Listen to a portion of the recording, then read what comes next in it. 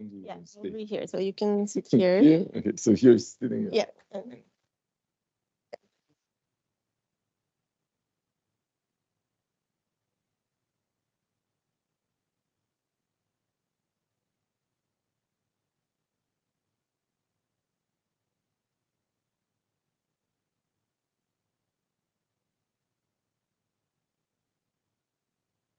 Is this working? Yeah. Okay. Thanks everyone for joining this transparency youth training, empowering youth to drive climate action. And we are very excited that you could join us today. We know it's Saturday afternoon, but we are aiming to have a very hopefully interactive session. We will have an activity and also Q&A session, discussion. So yeah, keep the energy up. And to start, just let me first give the floor to Vlad Troska, who's our manager for the Information Hub Data Systems and Tools Subdivision in the Transparency Division at UN Climate Change. So Vlad, you have the floor. Thanks. Thank you so much, Paloma, and great to see all of you here. I know it's as Paloma was saying, it's Saturday, a bit after lunch, not the best time to have this kind of interaction. But again, as I keep saying, we are here. So even next week, when you have a question, you don't know something, please see any of us here. If you can recognize us around the venue and so on, just stop us and ask. It's okay. It's like we have been there. I just wanted to, before I start, to, in a way, ask, how much do you know about transparency? Like, is transparency something that resonates? Because we always get this question, oh, transparency. Like, we're all transparent, we're all publishing data and so on. What is this transparency? What is different from what was before? Why is it called transparency and so on? So I was wondering how many of you know, for example, what is going on? What is the whole transparency thing? It's like, and I hope that my colleagues today, I know I won't be able to stay with you the whole time, but my colleagues are here to try to shed some light on this. So that's what I think we should start from. And I usually, when I present technical things, because as you can see there, I'm doing a lot of technical things that my colleagues don't want to do because it's all this data and IT and complicated systems. So usually I start by explaining a little bit that transparency is actually the backbone of the Paris Agreement. We all know, and I probably you know more about NDCs than you know about transparency. But if you look at the idea, what is behind NDCs, these are plans of what countries in general want to do and how they want to tackle all these things. Now, on the other side, when you speak about transparency, is actually what the countries are really doing and what they have done in this process.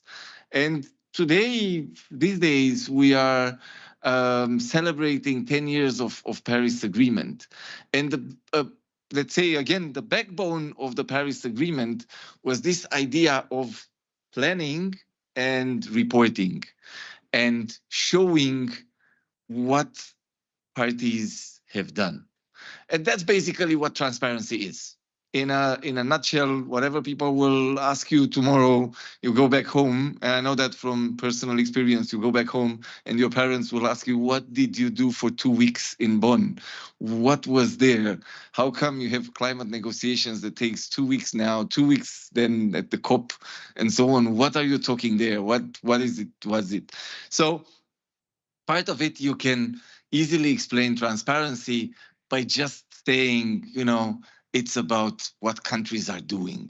And it's the information that we need to see, all of us, even that we are the public, researchers, the secretariat, of what parties are doing.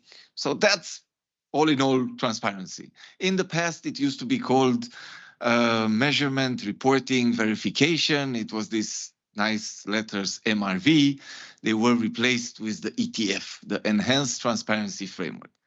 That's another thing. We work with a lot of abbreviations in this. Not always nice, but when you participate into these events, you get to know them.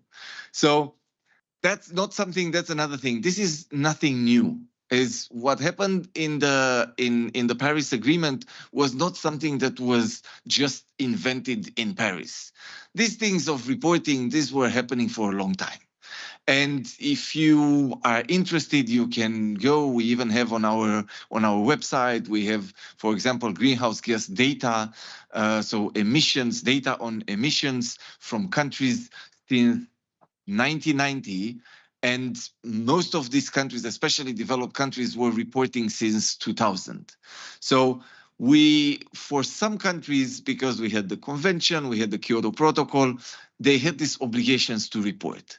Now, what Paris did was that it unified this process of Annex 1 countries, non-Annex 1 countries reporting differently, and so on. So basically, Paris said, we all have to report using the same methodology, use the IPCC revised guidelines, 2006 revised guidelines, use the same process, the same reporting guidelines, and that we have a unified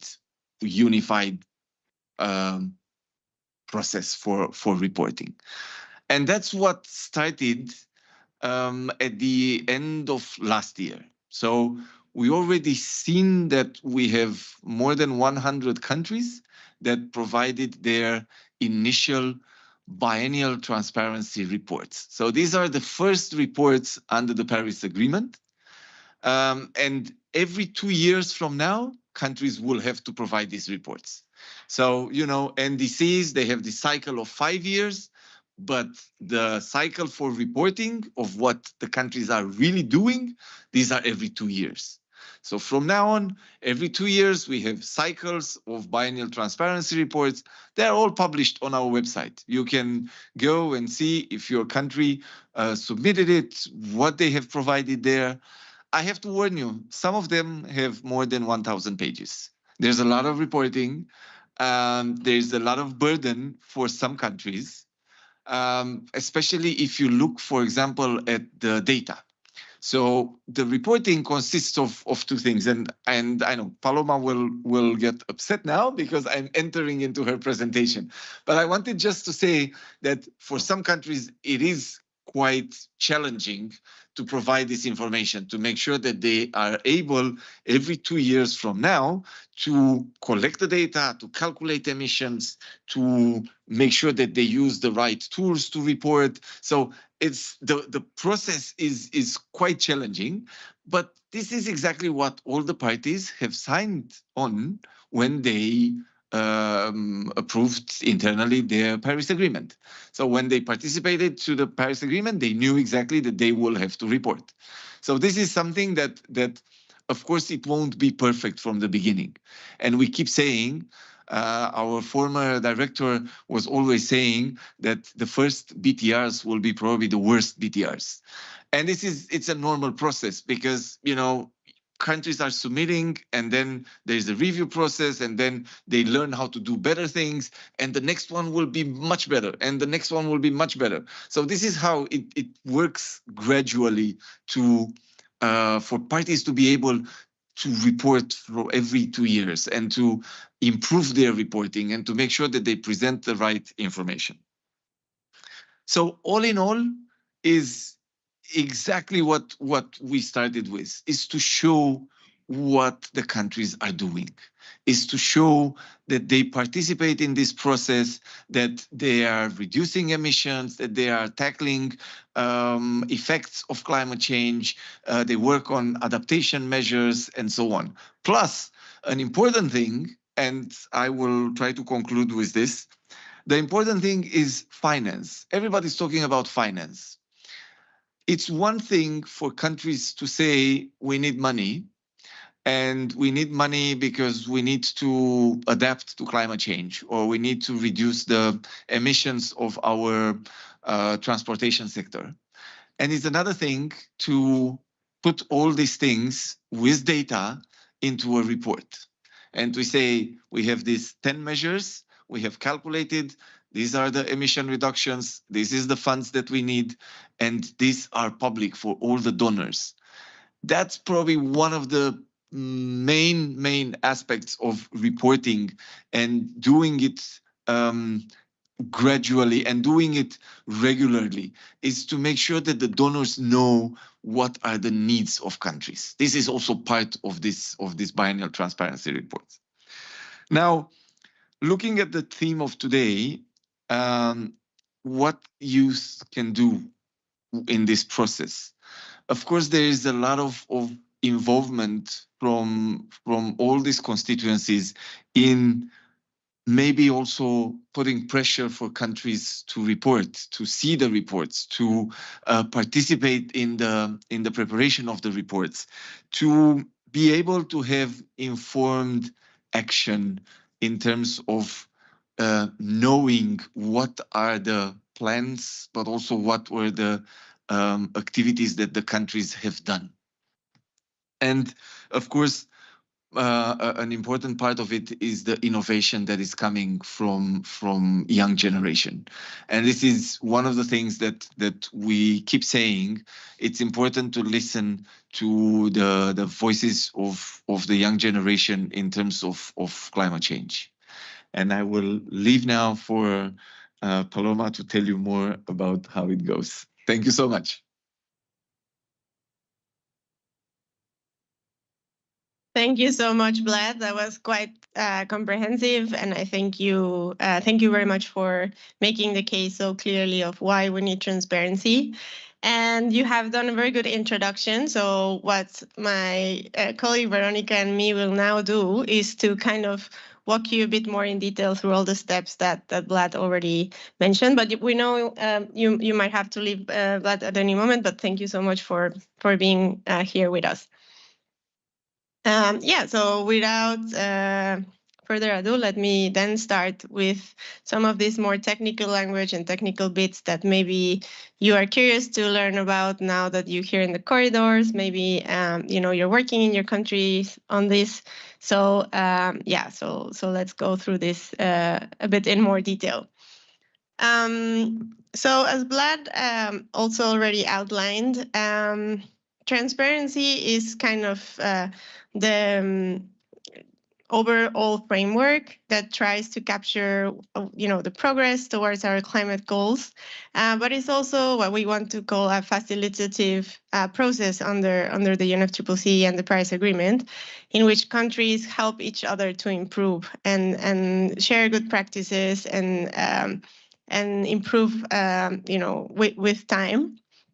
So I will talk a bit later on the differences between the Convention and the Paris Agreement, but both of these frameworks are based on 3 steps. So the first step is the reporting, in which parties will, as Vlad mentioned, publish data on emissions, but also on policies and measures, projections of how they envisage their emissions going, for example, with and without these policies and measures. But it's not all about mitigation, right? So countries also include information about climate change impacts and adaptation policies, the support they need or give, depending if they are developing or developed countries, and some additional information that we will see in a bit.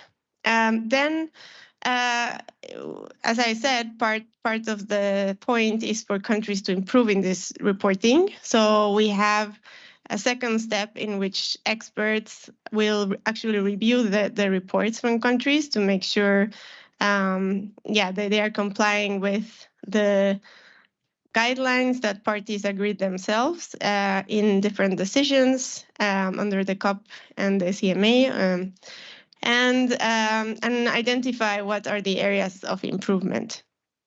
And then the final step is this kind of dialogue among countries in which they can share good practices, lessons learned, challenges, and how they can overcome it.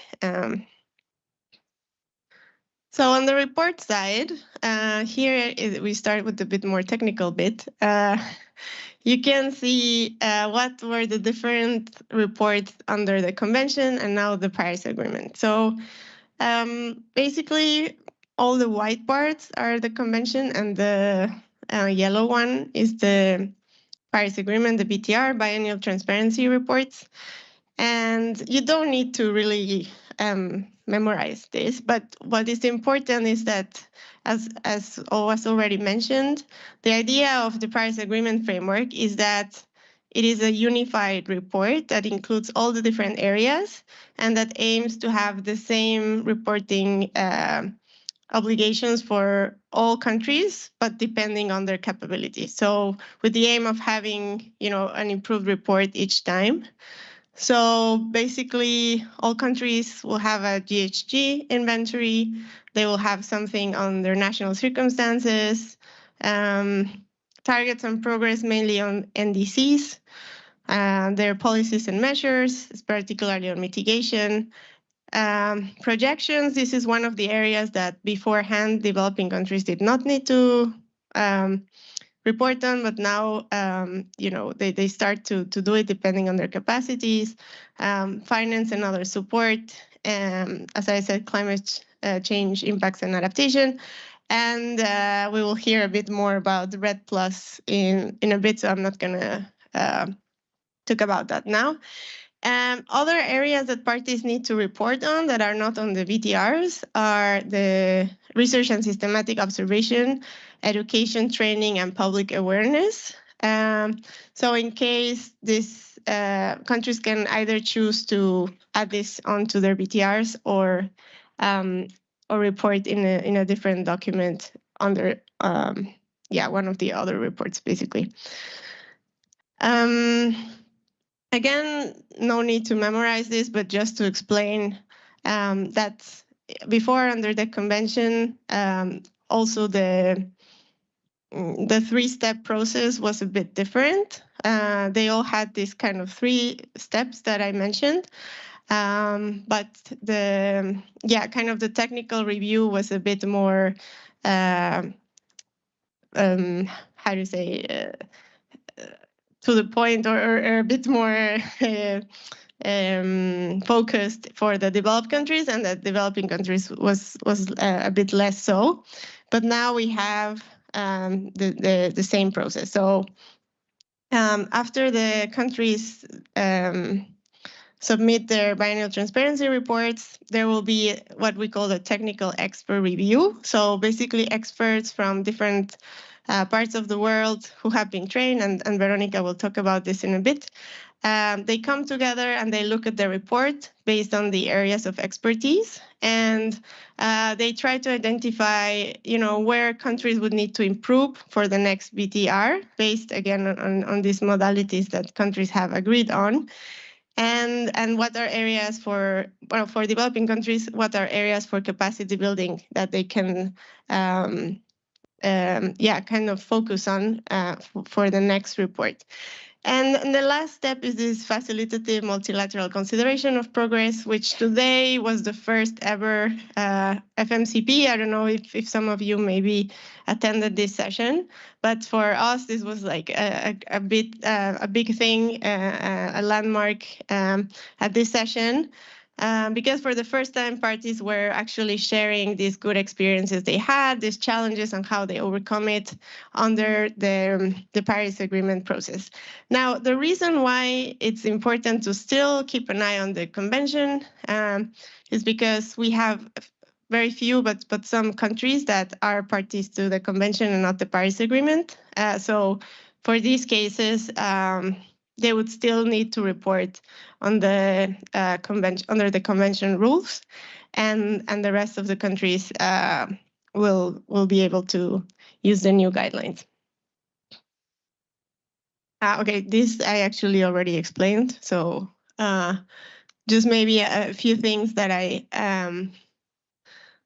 missed. Well, no, the other thing is Vlad already explained. The first BTRs were just the deadline was a few months ago in December 2024, and and then every 2 years thereafter. And yeah, as I was saying, like one of the big principles under this enhanced transparency framework is to take into account the different capabilities that countries have on reporting. As Vlad said, this is a very technical process. The data they need to gather is like really, really detailed, like what are the emissions from every sector and industry, for example, from the different like, for example, cows, poultry, like all of this sounds very, very detailed, but that's what needs to be in the report. So we understand not all the countries are already there, but the idea is that they start to report with what they have and they can improve over time. So at some point, all parties will be able to operate under the same standards. And yeah, finally, before I give the floor to Veronica, a bit of more detail of why this transparency is important in the wider cycle of the Paris Agreement. And this is, as Vlad said, is our way of keeping track and having internal and international accountability of the progress towards our NDCs, and also to inform the future NDCs, right? Like countries need to know how they're doing and what they can do in order to set themselves goals.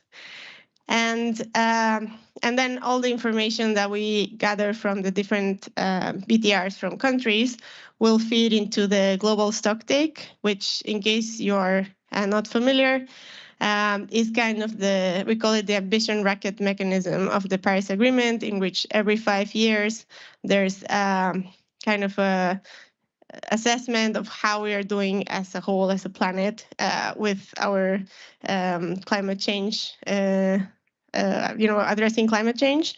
And one very key issue, like input, will be the information coming from BTR. So next GST cycle will start in 2026, and we are we are compiling this data as a secretariat, and it will be very, very important for that as well.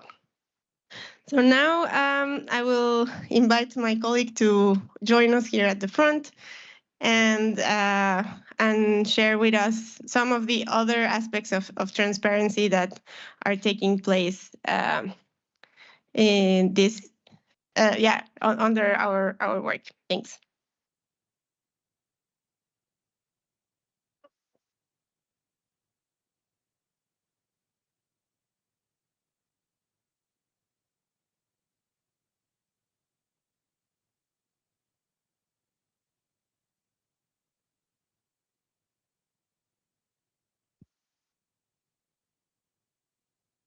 So I wanted to talk a little bit about one of the steps that Paloma was talking about, which is the reviews under the ETF. And this is quite a nice experience, as Paloma was explaining, because it's experts from all around the world. They form a team.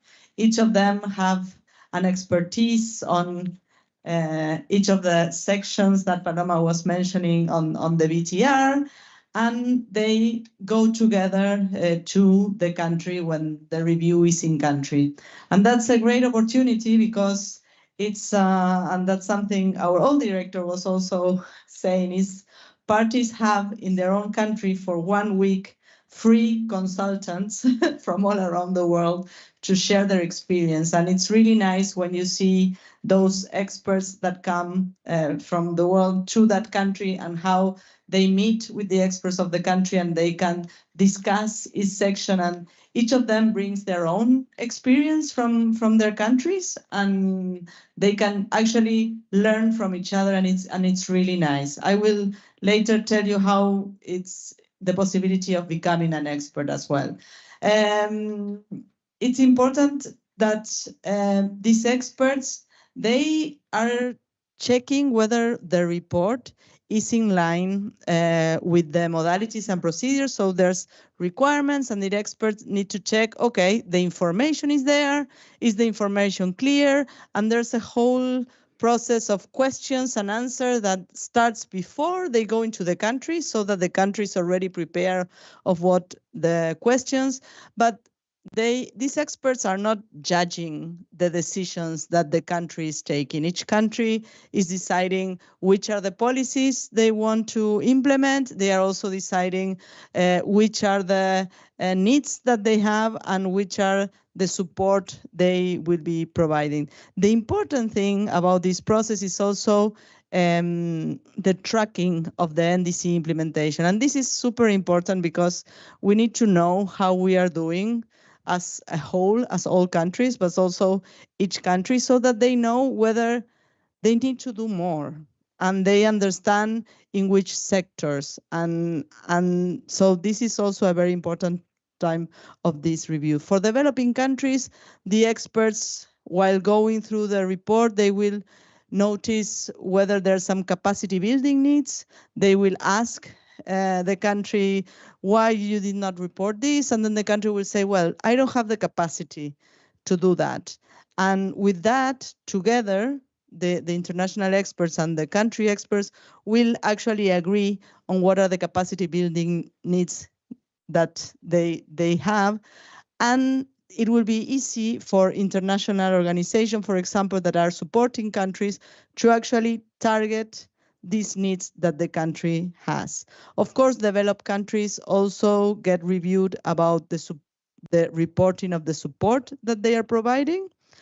And the idea of the whole process is that, as Vlad was saying, VTR 1 is the worst VTR you will see. And then after the review process, the country will get the recommendations, and over time, they will be able to submit better VTRs. What if you want to become a VTR review expert? Well, here there's a QR code to understand the process. However, it's important to understand that the country needs to nominate you in order for you to be able to become an expert. However, when you are an expert of a review, you don't represent your country. You go on your own capacity as an expert, but an international organization or a country needs to nominate you. It's important to know that even if you are not nominated by your country, you can still do this training program. And it's really, really, really helpful. Like if you will in the future work for your country, this is a course that tells you how to be a reviewer, but also explains to you what are the reporting requirements and how to analyze these reporting requirements and how you should be reporting. All the courses can be seen, so you can check them. Just for you to know a little bit the background, maybe you think, how do I become a UNFCCC staff, or how do you become an expert? Well, most of us work originally in our own countries, in our own, starting as interns in our own countries, or interns in the UNFCCC Secretariat. So that's the way we all kind of started. And many of us also started as experts, like from your own countries, going to reviews, and that's why we are here in transparency. It's very important that, as Paloma was mentioning, there's flexibility for developing countries, and we are not assuming that all countries start at the same point, and that is why there's a whole process to support these developing countries. And here I'm just mentioning the constitutive body, the CGE, the Consultative Group of Experts. And I hope you are listening well, because Suri will come with a quiz later on. Most of the questions belong to Paloma's presentation, so hopefully you are listening careful. And the CGE is one of the bodies that develops many knowledge products. So if you go to the website of the CGE, there's the knowledge been evolving. So in the beginning, they were really working on institutional arrangements, because one of the main issues in developing countries is to have the institutional arrangements to actually prepare all these reports on a continuously basis. And that's easy to say, but it's not easy. And this is one of the things that there's a lot of training on that. Now there's a lot of training on NDC tracking. And here I'm mentioning a lot of the activities that are done for developing countries. So we have activities regarding the inventory and the IPCC guidelines. We go in country and actually do like a fake review of the inventory with a group of experts. So before the country submits, they get like a taste of how the review will be done. There's trainings, and Vlad is leading on the tools, because all these reports need to be submitted to us through tools, so that the information later on can be compared and can be put in a database. That means that every country needs to submit in the same format. If not, it would be very, very difficult to compare the information. And last but not least, and I think this is why we are here, because 3 years ago we started with the Together for Transparency initiative. And basically, we belong to the Secretariat, and we thought that, of course, transparency, parties are the ones submitting, parties are the ones getting the reviews and going to FMCP, but also this information is available for everyone. The generation of the information, the data, comes from the private sector as well.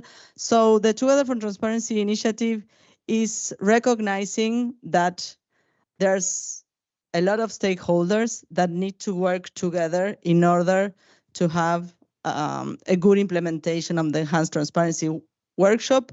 And we think that training and working with youth is very important. You are the future, and you need to know that all this information is available for you, for your work. If you're in an NGO and you want to work with a country, this is the information that you can use to understand that. And we're working with media as well, so that the message goes around, because sometimes when we speak within our own transparency people, everybody agree that this is super important, but I think everybody else also need to understand that. And with that, I think I will stop here. Thank you very much. Thanks, Veronica, very much for the second part of the presentation. And yeah, we're just having a bit of IT challenges, but I understand we can still see the presentation. So then I will give the floor to our colleague Keiichi, who will talk about REDD+ that I already teased was coming. So Keiichi, the floor is yours. Thank you. Yeah, thank you, Paloma.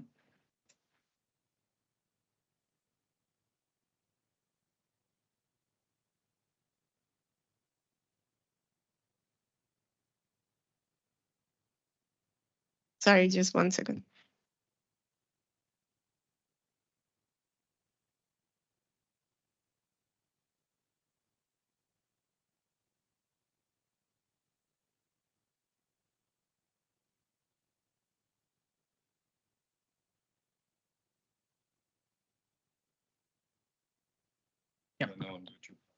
Okay, thank you, and hello everyone. I'm Keiichi Igarashi from the Afro Unit, Agriculture and Forestry and Other Land Use Unit under the Transparency Division. And now I will introduce our unit work, especially on REDD+, because REDD+ is one of the key elements under the ETF, but it has a bit different process. So first, it's better to explain what is REDD+. REDD stands for Reducing Emissions from Deforestation and Forest Degradation in Developing Countries. A Warsaw framework for REDD+, adopted at COP19 in 2013, provides a holistic framework under which developing countries can receive result-based payment for emission reductions and enhancement of removals. REDD+ includes 5 activities: reducing emissions from deforestation, reducing emissions from forest degradation, and plus in the REDD+ cover the 3 removal activities: conservation of forest carbon stocks, sustainable management of forests, and enhancement of forest carbon stocks. This REDD+ was established under the convention, before the Paris Agreement, but this is also recognized in the Article 5 of the Paris Agreement, and also the paragraphs 33 and 34 of the first global stocktake, which call for the reversing deforestation and forest degradation by 2030. Next slide, please. Yes, so result-based payment is a key of the REDD+, but to receive this payment, REDD+ countries need to submit 5 reports to the Secretariat: National Strategy, Forest Reference Level, Safeguard Information, Forest Monitoring System, and REDD+ result. And we, Afro Unit, support entire process by providing guidance on eligibility and disseminating information on REDD+ and also the country's progress. One of the key tasks of the Afro Unit is organizing technical assessment and technical analysis session. Of these 5 requirements, forest reference level and REDD+ result undergo technical assessment and technical analysis process. Independent forest experts assess and analyze these reports to ensure their transparency, accuracy, consistency, and completeness.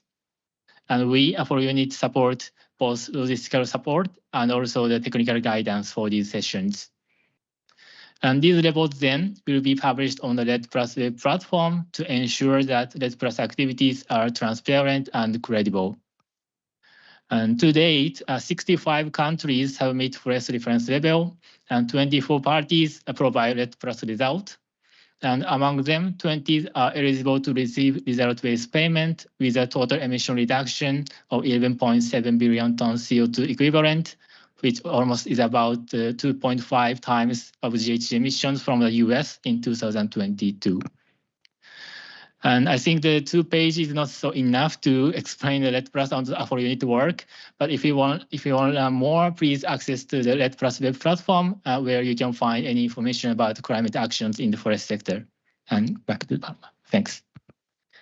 Thanks so much, Keiichi. That was very insightful on what your team does.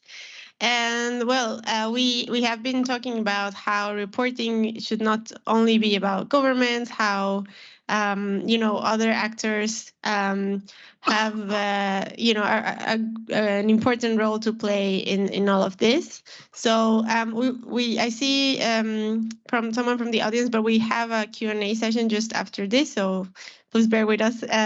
And for now, let me give the floor to Nathan Coxwell, who's like research associate in the International Climate Action Unit from the Climate Economics and Finance Program of World Resources Institute, to talk to us a little bit more about what civil society and other actors can do. Thank you so much, Nathan. You have the floor. Thanks, Paloma, and thanks for having me. I wanted to reflect on the role of different stakeholders in climate transparency from a couple of different perspectives, and so I'll touch on this quickly. First, from the perspective of data providers, certainly civil society, businesses, other stakeholders, local governments, etc., can be important data providers when we think about the broader international climate transparency system. And of course, importantly, and probably where your mind first thinks of when you think of climate transparency, you think of being a data consumer, you think of using data as well. So I'm just quickly going to touch on sort of those two roles, why they're important, how they contribute to the broader climate transparency ecosystem and conversation. I say certainly the role of data providers is an important one, one to enhance the quality and quantity of climate data used in transparency in the reporting. We talk about for national governments to conduct to do that reporting, it requires extensive data from across society, from across communities, across sectors. And so if you are working in a local community, you are working in a particular sector, you can play a role in helping provide some of that data. That data can be more granular, more context specific when we think about, especially when you think about greenhouse gas emissions inventories, having local activity data and emissions factors is especially important. You also rely on local actors, other private sector actors to supplement, to provide data that national governments may not have. I know in some countries, civil society conducts sort of parallel reporting to national governments. And so that can be an interesting way to continue to engage in the climate data and the climate transparency conversation, but also to develop, to Veronica's point about building expertise. That's something that can be done. You can work at your university and develop a greenhouse gas emissions inventory for your university or for your city, and build your experience and expertise in greenhouse gas emissions accounting and inventories. And that's an important capacity that's useful, not just in that particular context, but also applicable if you want to then work on a national emissions inventory, for example. And so certainly the role through universities, learning, engaging in data collection, data provision is an important role for many stakeholders. But also importantly, and as I mentioned, I think where at least my mind first goes when I think about the role of stakeholders in climate transparency, the role of data consumers to Vlad mentions the length of some of the BTRs, some of the reports, hundreds of pages long. Maybe they're a boring read, but they're also a fun read if you come at it with that attitude and opportunity to really understand the climate action and support in a particular country, to really dive deep into what the country is doing. I think there's a separate role for data consumers in interpreting and popularizing data. If you look at a table in a BTR, it may just be a lot of numbers that show greenhouse gas emissions, but there are stories in those numbers, the role of civil society actors, other stakeholders to reflect, to pull out the stories, to think about how to visualize that data, how to tell stories, how to interpret that data for their use. And maybe that is in advocacy, and certainly stakeholders use data in their advocacy to identify emissions trends, to identify the policies, measures, the adaptation actions, the support that governments are taking, using the data from the BTRs to think about, from a civil society perspective, maybe maybe you want to use that data to show that your government can do more or should do more, and to highlight the work that they are already doing. And of course, the importance of data for policy making, informing decision making, both at a national level, at a subnational level, in your community, at your university, in your city as well. And of course, I say there's a role of scholars, of experts outside of government, separated from the climate transparency process, to help ensure the integrity of climate transparency data. Modelers who understand, who are examining the assumptions that countries, parties report in their BTR around projections. What are the role that academics, that scholars can play in reviewing the information and providing a critical eye to it as well. So I just wanted to broadly, so those were a couple of different buckets. The next couple of slides I'm going to touch on just very quickly. I want to share a couple of the resources and tools that we have prepared at the World Resources Institute, examining some of the climate transparency data, from the BTRs, also from the NDCs, reflecting on how you can tell stories with this data. And so this is a graphic from a couple of days ago, my colleagues have prepared, showing where parties have communicated new NDCs the past few months. And so, you can see this, you can see the visualization on the map. You can also see the horizontal visualization showing by country emission size, which countries have submitted their new NDCs. And so China being the largest emitter, that's that first block on the left there. The US the second, because they have submitted an NDC in blue there.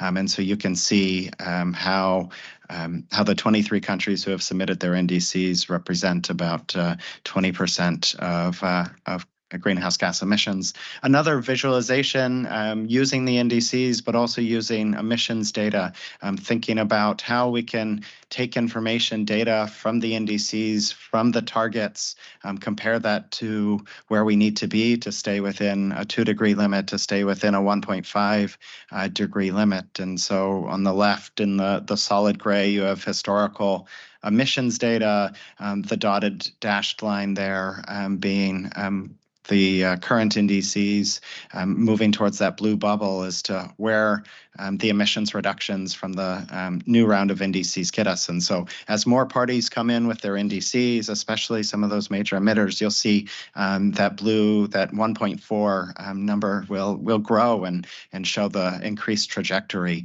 for the next set of NDCs. And so I'm just thinking about ways in which we can use climate data to tell stories about the ambition, the action we want to see. And then just this last one, graphic for me to show from our team published the State of Climate Action Report in 2023. They'll publish a new version this year, reflecting on where climate action is happening across a number of different indicators. And so thinking of different ways we can tell stories with data across different sectors. We see that, electric vehicles and passenger cars, we've had a lot of action in that sector, in that area. We've had less in some other areas, but using the data to tell creative stories. And so just my last sort of final key messages, sort of 5 quick sort of bullets here. Really, I think there's a role for everyone in climate transparency, whether it's as a data provider, whether it's doing an emissions inventory at the university for your city, helping develop your city climate action plan, or whatever that may be, thinking critically about emissions or the climate actions in for your context, and of course, ensuring that data are at the heart of climate transparency, and finding the stories from that data. I think, even if you look at some of the examples I just show, I think there are ways you can visualize and tell interesting stories with the data before you, and that data and those stories can help drive the critical action we know is necessary, and that in a 1,000-page document, in a 200-page BTR, there's a lot of data. There are a lot of stories waiting to be found, waiting to be uncovered. The stories of the institutional arrangements, the council, whatever arrangements governments are setting up, the actions, the policies, the measures, the finance, the support they are providing or that they are receiving. And so using that data to find some of the transparency stories you'd like to tell. So let me stop there. Thanks. Thank you so much, Nathan, for sharing with us a bit of what other stakeholders can do. And also, you presented a lot of data on NDCs, but just to let you know that the BTR synthesis report with the data that has come through BTRs so far is expected to be published in the fall, so keep an eye out for that. But that's enough about us speaking. Now we want to hear from you and also understand what's your experiences with transparency and what you have learned from this session. So first of all, I will give the floor to our colleague Suri, also from Transparency Division, to moderate a Q&A session and discussion. So this is a time you can ask us questions from what we have presented, but also we prepared some guiding questions for the discussion, so you can share with us as well. Yeah, so Suri, you have the floor. Good afternoon, everyone. Thanks, Paloma. Yeah, we're going to change gear now. So we've heard a lot of information from the podium. So now we open it up to you for any questions you have. And then we follow up with some guiding questions for a discussion.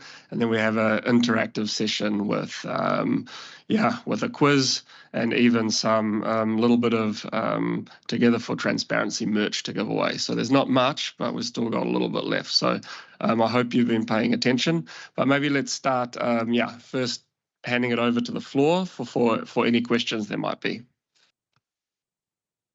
Well, thank you. It was really comprehensive and really like the slides as well. Very understanding. So I'm Saikat, the contact person for Energy Working Group for Yongo. We work closely with transparency, of course, because we have to, for energy, we don't have any specific track, right? So we have to follow 5-6 tracks exactly. So when we see transparency, I'll speak from basic, right? Like really basic, like what is the understanding that we have? So MVR changed to EFT and after 2020, I guess. And then we have the BTR to be submitted for every 2 years, right? So when we say the BTR to be submitted every 2 years, why it's been started now? Why it's not been done in 2022? Because it was changed in 2020, right? And you're saying that every 2 years we have to submit.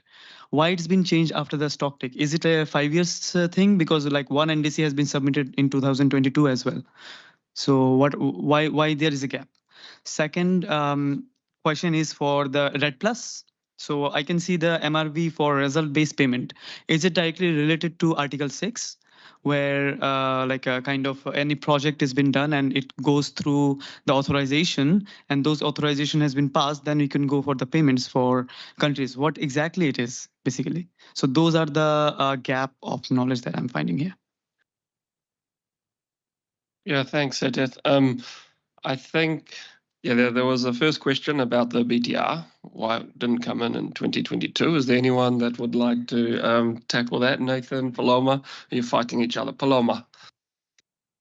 Thank you. And I look at my colleague Veronica, but if I, so basically the enhanced transparency framework under the Paris Agreement is part of the Paris Agreement that was signed in 2015. However, it took countries a little bit longer to actually detail, really specifically of how this is going to be operationalized, what are the different guidelines that countries need to follow. And then, of course, data doesn't come immediately. So actually, the first BTR from 2024 has data from until 2022. So it gives countries some time to actually process the data and making sure that they can do the quality assessments and controls and so forth. And then thereafter, so the next BTR in 2026 will contain data until 2024 and so on. And depending if it's a developer or a developing country, they have to have a kind of the timeline. So developing countries can start, let's say, their timeline a bit later. But yeah, that's why. Hopefully that clarified. And I'll leave the floor to Keiichi for the REDD+. Yeah, thank you very much for the question. Yeah, yes, the recent development around the Article 6 is send a very strong signal for the long-term implementation of REDD+. As you may know, under Article 6.6, there are two main frame, Article 6.2 and Article 6.4. And for 6.2, this is kind of the carbon offset between two countries. So there are no concrete guidance or methodologies. So if there are agreement between two parties, they can transfer the carbon credit created by the REDD+. So now Guyana and Suriname indicated the intention to use the REDD+ credit under Article 6.2, that is ITMO. But on the other hand, 6.4, this is more complicated. So recent approved guidance for removals indicates that the project for under REDD+ needs to be integrated into the national REDD+ effort. But also it indicates that the REDD+ activities can be credited under Article 6.4. But as a process under Article 6.4, the parties or any organization submit the methodologies to be used under the 6.4 project, and this needs to be approved by the Article 6.4 subsidiary bodies, and then implement the project, and then submit the results to the subsidiary bodies, and then it's approved by the bodies, and then the country can get the Article 6.4 credit. So Article 6.4 is more severe and concrete, and more clear guidance and clear methodologies of the article related to REDD+.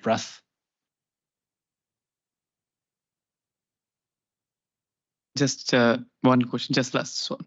So if a project doesn't have any baseline, right? So many project doesn't have any baseline. Will it affect the entire REDD+? Because of course, without baseline, you cannot put forward any targets as well. Like, what would be the credits and stuff. So, and also like small countries doesn't have like big projects, right? So how will we come up with a solution for this one? Yeah, it's a good question. The first one, yeah, all projects need baseline, because baseline is kind of the fundamental information to assess the result of the project. So baseline is the requirement. And yes, I understand small countries face difficulties to implement a big project. So in this case, the developed countries need to provide support, or like the FAO, or like a UN-led or World Bank provide support to implement REDD+ activities. So yeah, so this is not a clear answer, but this is one of the solution to have the bigger project or REDD+ under Article 6.4. Yeah, thank you, Keiichi. I'm not sure I understood everything with REDD+ and intersection with Article 6.4. I sometimes tend to glaze over with the eyes, but I hope that was comprehensive enough. Is there any other questions? Yeah, please go ahead. And please state as well, your name and your organization. Thank you.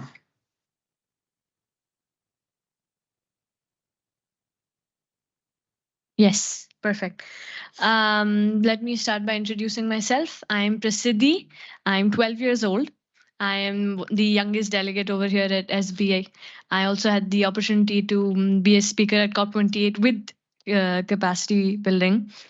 My question is, being a person, I represent my NGO, Prasiddhi Environment and Social Welfare Society, Prasiddhi Forest Foundation, and I work on nature-based solution projects on ground. So indigenous tree plantation, primarily, lake restoration, agroforestry, working with villagers and farmers, rural communities. Until now, I've planted 150,000 trees working with multiple communities on the rural level in southern part of India. And while looking at all of your presentation, it occurred to me that how at a ground level can we collect data and contribute in this process, because we have data that is actually happening, working with children as well who are getting affected, working on with multiple different stakeholders. How can we provide our data and more importantly, collect our data in a simpler and effective manner? Thanks for that question. It's a really important point. Paloma, Nathan, anyone from the podium, from the speakers would like to? Let's go, Nathan. Yeah, no, thanks. Thank you for the question. And it's great to hear the work you're doing, and you're monitoring, you know the number of trees you've planted. You're doing some of the essential first things. And so I say there's certainly a couple of different ways we've seen engagements and data feed into the national reporting. I know some countries do this differently in terms of developing the data for their reports, but you have private sector actors, businesses who report their data to CDP, for example, who gathers a large amount of data on private sector action. And so I think, I guess from my perspective, I would say a couple of things. I think it's useful for you to continue the work you're doing and continue also monitoring your own efforts. That practice of gathering data yourself, the locations you're working, the activities, the policies you're undertaking, you're implementing, and certainly that can feed up into this process and support others who are developing reporting at the local level, either in the city, in the state, in the region, but also feed into some of the national processes as well. Is there anyone else that would like to contribute to that? Or okay, you have a follow-up question? I mean, is there anything in particular that you would like to mention where we could contribute or a process we could utilize? I mean, I think that in terms of feeding into the BTRs and the reporting from this process, each country does that differently and how they gather data. And so I think part of that depends on the process that the national government has for preparing the report. And so I would I think there would be opportunities to connect with the people who are preparing the BTR, who are working on that process, to share the work you are doing or others are doing, as they can then use that. They can include that in their reporting as well. But I don't know if others from the Secretariat have maybe experience with this as well. Yeah, as you say, it depends on the country and the institutional arrangement and how they have. But what I would suggest in general, a good practice, if you are starting to do it yourself, is always try to check the IPCC guidelines in your sector. Of course, these are what countries are using for estimating their emissions, but sometimes these guidelines are also used, for example, if I want to measure the emissions of this whole campus, and then it's the good thing about the guidelines is that it has different methodologies depending on the amount of information that you have. So I always think that that's a good tool to use, even if you are not counting for a country, but actually counting for your project. I think this is a good place where you can find. However, yes, it's how you feed your information into the country. I think it could be good that you go to the local government to see whether they need this information, how they are using. To be honest, many countries, when using the IPCC guidelines, they start with the easier methodology, which is using emission factors, because they don't have the capacity to actually gather their own data and have their own emission factors for the different sectors. So it will depend, but it's always the ideal situation is that countries will evolve over time and start using the methodologies that actually use the information that comes from the country, the data that comes from the country. So I think it's really good what you are doing, but it depends on where in the process the country is, and yeah. But I think independently of that, and I think that's probably what Vlad was saying at the beginning, and is that the information is important for you to then assess how your project is doing and then improve it. So even if this information is not used by the government itself to present the BTR, this is information that you will use for your own project to improve and see how to move forward. Thank you.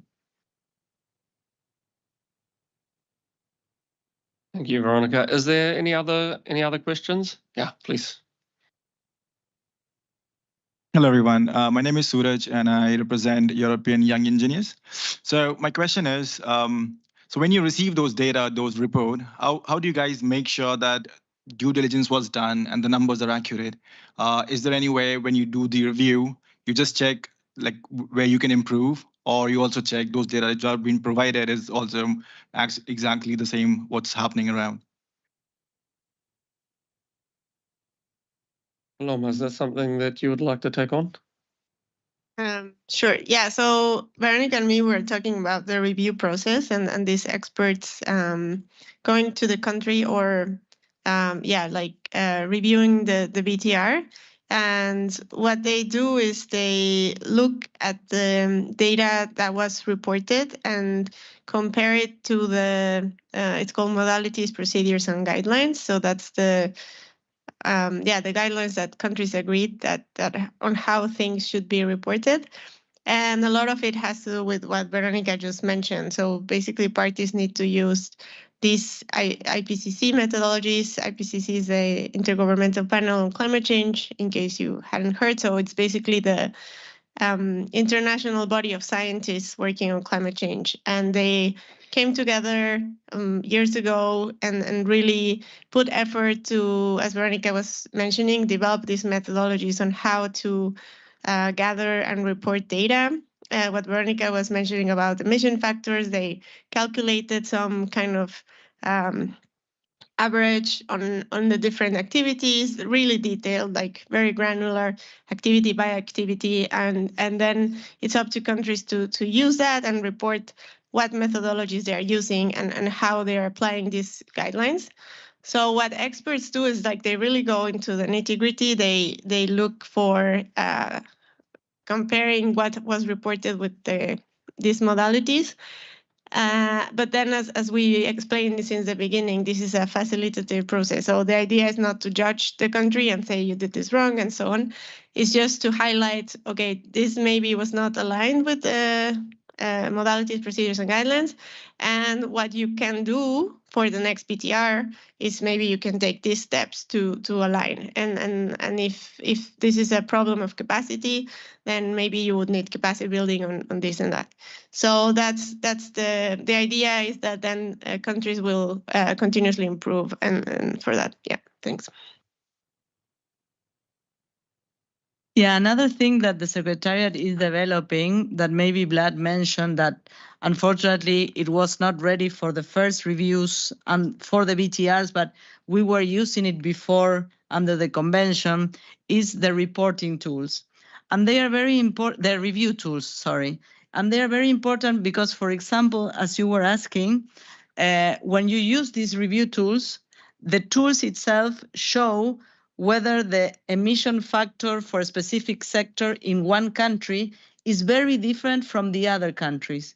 Then the expert identifies, okay, what happened? Or if it's very different from, because as Paloma was saying, they really go into the report, but it's not easy if they want to do that. So that's why it's important to have these review tools. Unfortunately, they were not ready due to finance situation, and we are working on them. But those tools also are very helpful for the expert to actually assess. They also compare the previous report of the same country, if something changed, if emissions went down, or if emissions went up dramatically on something. And sometimes the parties really explain this in the report, and then this is easy, but sometimes you see these drops or you see these emission factors that are really very different compared to other industries, and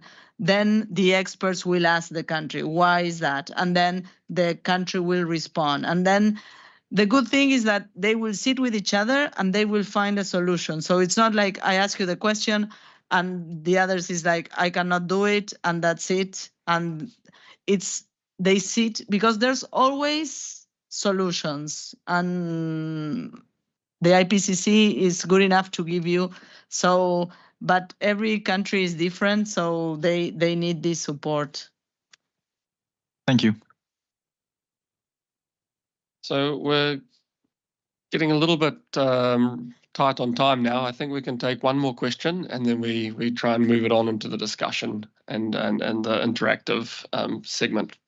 So Thank you so much. Thank you so much for your comprehensive presentation. Also, I have a super quick question on BTR training, because I also followed Tuesday's session, and I'm not totally sure if there is any requirement to enroll and to attend. So if I got correctly, you need to be nominated by your country to become a reviewer, right? But there are no requirements to attend the course. Yes, thank you. Veronica? So you first are nominated and you enter what we call the roster of experts. And then you need to take the training and do the exams. So there's one general training that all expert needs to take and pass the exam. And then you can decide which is the expertise that you have and that you would like to review. So if you're interested in policies and measures and that's where your work, then you do the training course for tracking NDC, and then you do policies and measures. And once you pass this exam, then you are ready to be an expert, and the Secretariat will call you whenever there's a review. It's important to understand that the new experts will enter little by little, because you need to have experienced expert to support the new expert as well to be able to do this. But in general, from a team of 8 experts, you will have 2 new experts, and that's how you get there. So the first step is to being nominated by your country. Actually. Yes. The other thing is you could be nominated by an international organization, like a UN organization. That's the other way. Thank you. Paloma, you want to add something to that? Yeah, just very briefly, you can still, as Veronica said, access the course for your own knowledge. And for that, you don't need a nomination. So from the QR code, or if you are interested, you can ask us. Then you can just do the course for your own kind of general knowledge. And for that, there is no requirements. Yeah, thank you everyone for your questions. I think we will wrap it up there and move on to the discussion. We've got a couple of guiding questions ready for you so that we can get this conversation going. Starting on the first bullet point, in your opinion, what is or can be the role of youth in enhancing the transparency of climate information at different levels? So is there anyone that would like to start the conversation. I think we talked a little bit about, maybe the advocacy role that perhaps could be played, and there was some other similar elements that we already mentioned on. But yeah, I would open the floor then.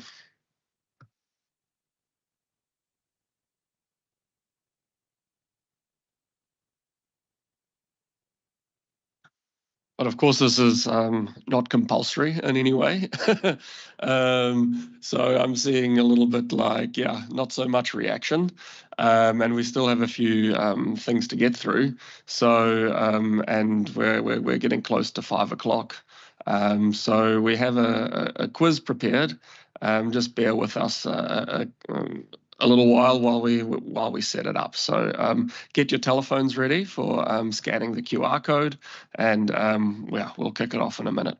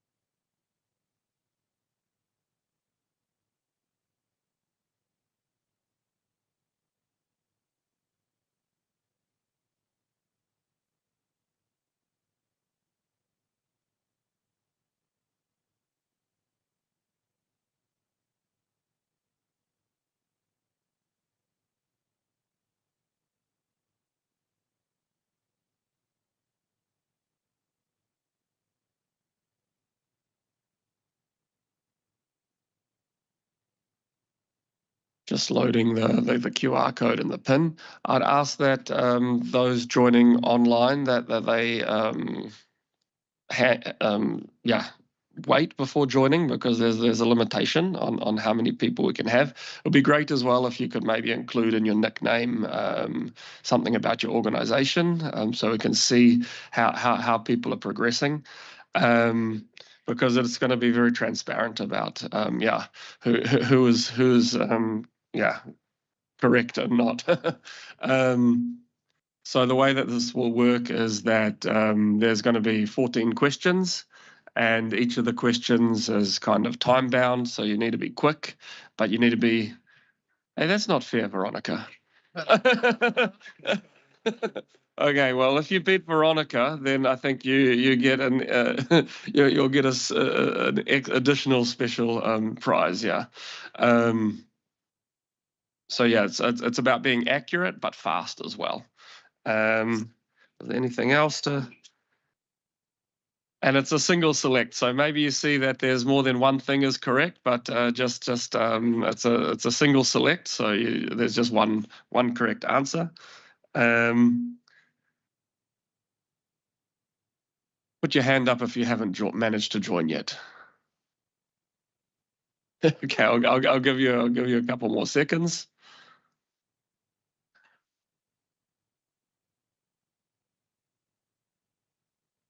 Also, I see some UNFCCC, but they're our lovely interns. So you still have, everyone has, I think, the same chances besides Veronica.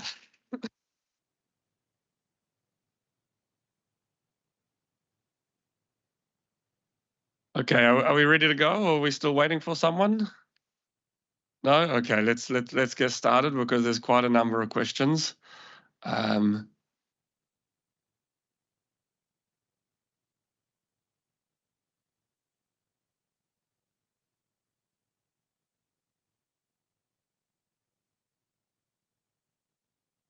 So what does ETF stand for in the context of the Paris Agreement? I think this was mentioned several times, so let's start easy. But it is also speed and accuracy. Exactly, Veronica. Yeah, match with your telephone the color on the screen. Yep.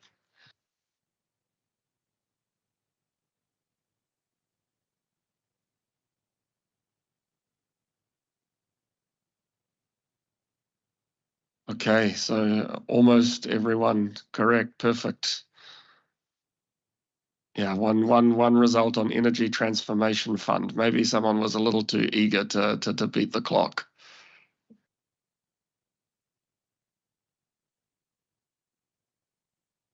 All right, yeah. Here's the leaderboard, but there's still a while to go. Let's see if we can beat the UNFCCC. Under the ETF, who is to report on their climate actions?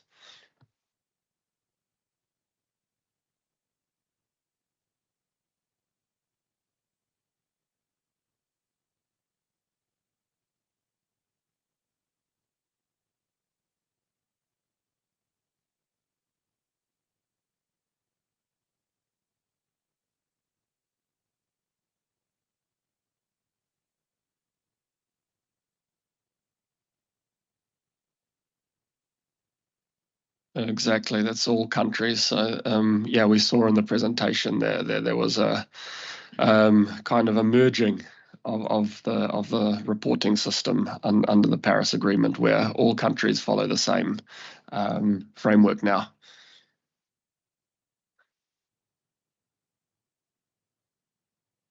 So we see the scoreboard. Okay, Danny. This is nice. We can see moving up. So what is the main goal of being transparent about climate action?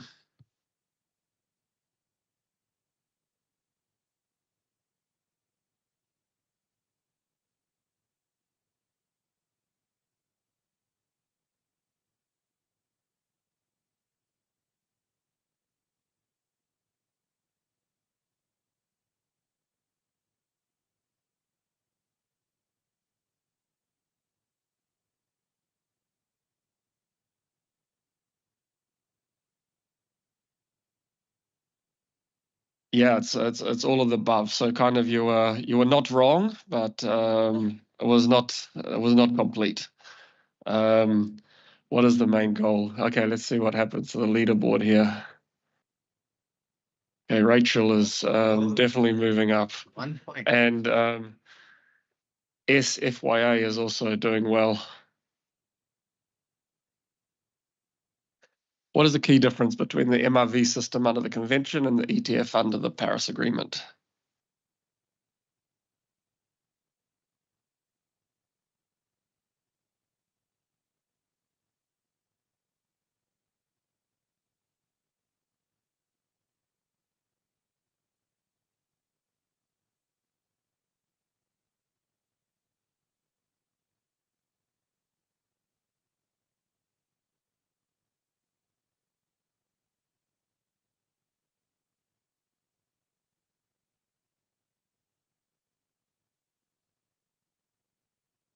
Yeah, that's pretty much everyone got that one.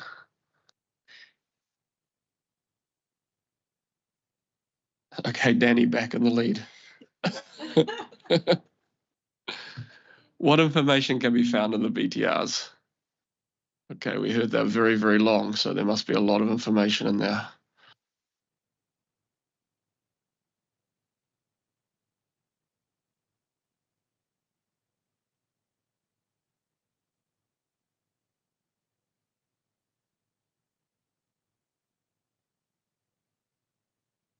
Okay, all of the above again, yeah. And has there been any change? Okay, another intern pulling ahead. Okay, it was the interns that helped prepare this. I'm not sure how, how balanced that is.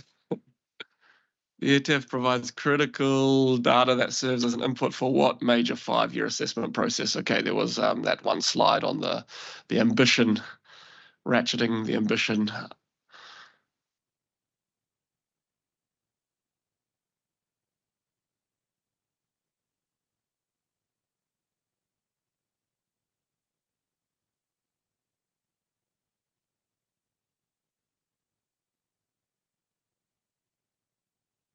Exactly, it's the global stock take.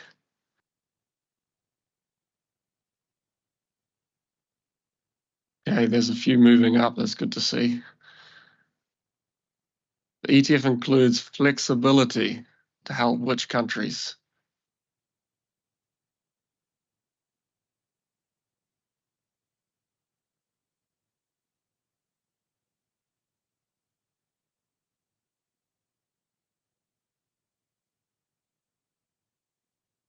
Yeah, I think there's only 15, so I'm going to skip to the getting faster here.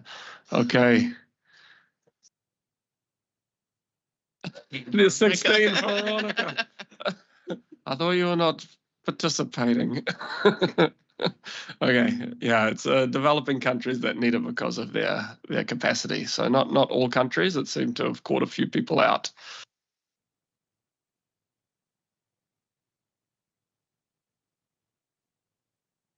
Danny remains. Okay, I'm hoping you can unseat the interns. They're not going to get any merch anyway, so don't worry.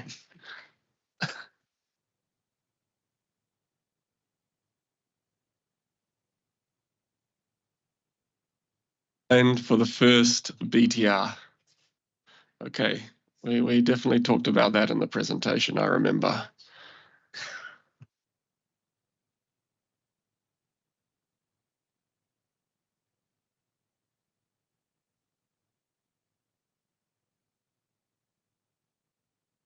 End of 2024, 31st of December. Most of you got that one. Okay, Danny's pretty unbeatable. When experts review a country's climate report, a technical expert review, what is one thing they do?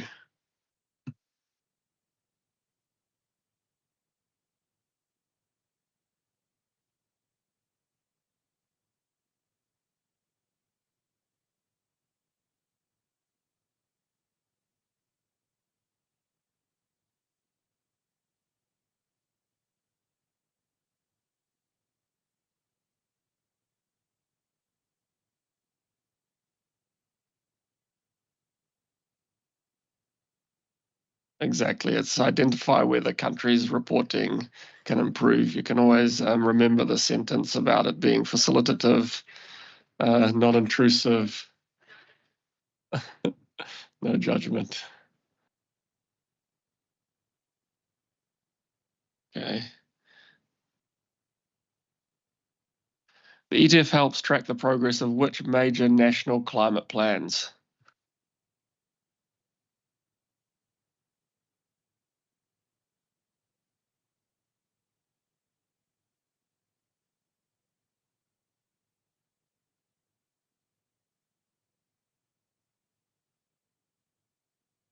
Exactly. It's the NDC, and yeah, they're due again this year.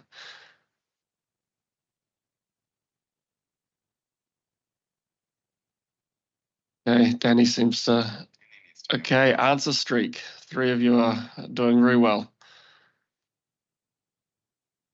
The process that includes an online Q&A session and allows parties to ask questions about a country's BTRs called the.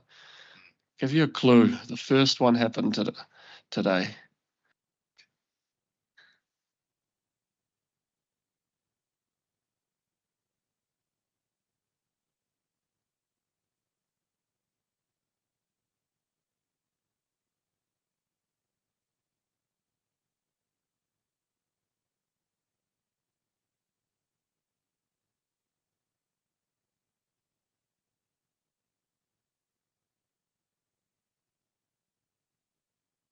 Yeah, the FMCP, and who was it? It was yeah, those 3 countries. Thank you, Nathan.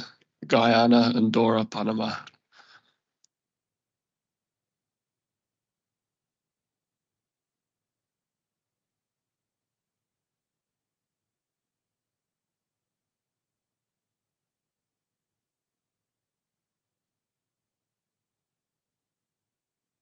The ETF's reporting and review process is designed to happen in a cycle to encourage what?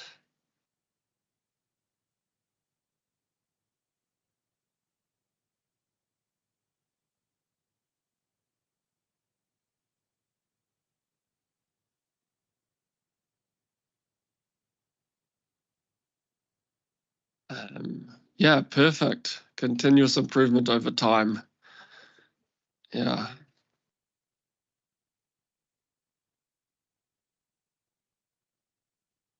Okay.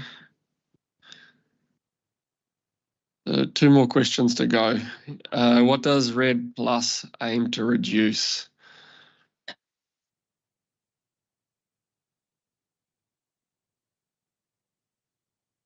Yeah, REDD+ is always a bit trickier. So,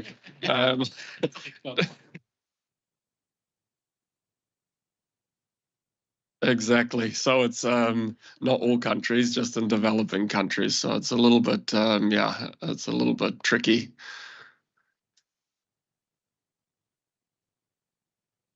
Okay, last question then. What do countries need to receive results-based payments under REDD+?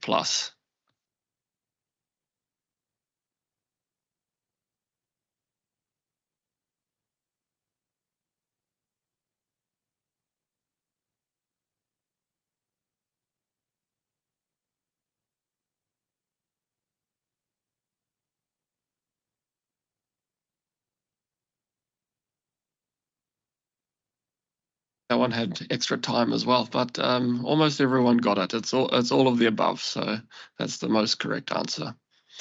So let's see who the standings after we complete here. The podium. Joey is third. Gio. But we can give 2 more than the 3. We can, go Veronica. We can do the 6. We can do the 6, yes. Runners up, PSWS, and I guess that's Gabriel. Round of applause.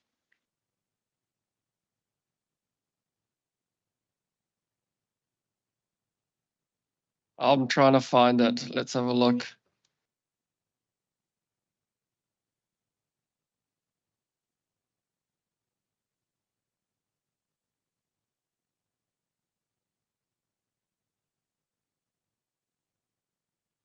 Okay, there you can see the top 6, yeah. Danny, Yangji, Gio, PSWS, Gabriel, and PFF.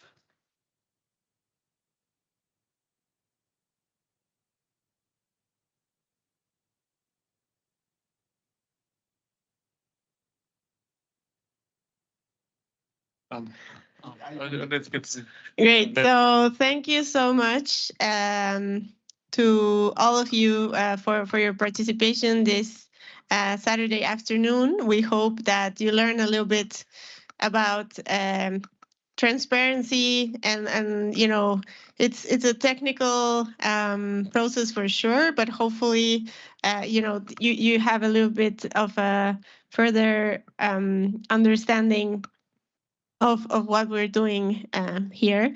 So yeah, just again thanking you. If you have any questions, you can always, as Vlad said, like reach out to us throughout the conference or after that.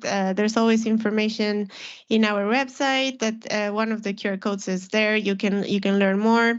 We have a full set of events lined up for week 2. So we invite you to explore our transparency calendar.